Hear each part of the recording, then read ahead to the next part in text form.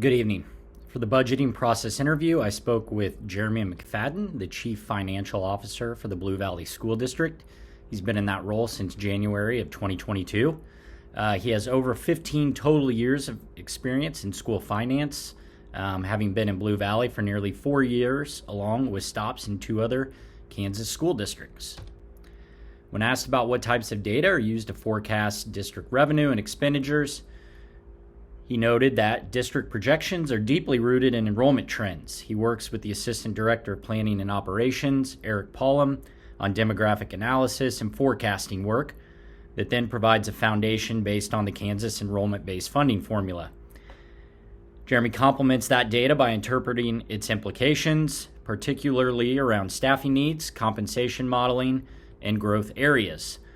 Additionally, in addition to local trends, he monitors state-level developments, including the Legislative Task Force on School Finance Formula Funding, and to anticipate shifts in the school finance formula.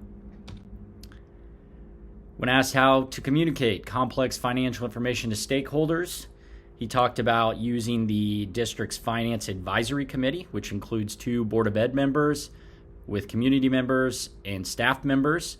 That meeting is held monthly. This is where they discuss capital financing, bond issuances, and compensation structures.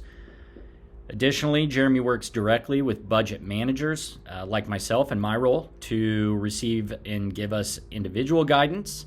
And then he also does an annual budget presentation at the August Board of Ed meeting. And in September, they have the annual budget hearing to get feedback from community and Board of Ed members. When prioritizing budget needs, Jeremy talked about largely those being determined by the Board of Education and the superintendent, not finance staff directly. In recent years in Blue Valley, compensation has taken top priority, reflecting a strategic focus on recruitment and retention in a competitive staffing environment. Other allocations, such as building budgets, CTE programs, and operations, have remained steady, showing a balance between innovation and stability. When asked about the major challenges facing districts today, Jeremy listed 2 key challenges, one of those being healthcare costs, stating that they are at unsustainable rates and that he has seen a double-digit percentage increase annually in every year he's been in Blue Valley. He also mentioned inflation adjustments and the need for inflationary increases in the school finance formula. Those need to remain and are critical. And while those decisions are beyond local control, their absence could threaten the district's fiscal health over time.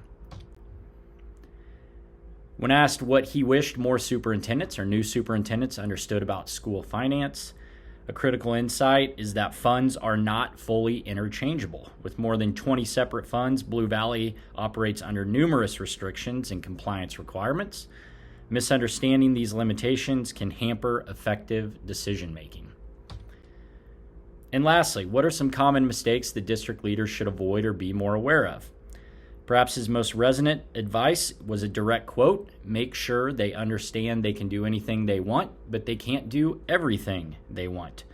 Meaning, every decision comes with trade-offs. Recognizing the downstream impact of financial choices is crucial for maintaining balance and sustainability in school finance.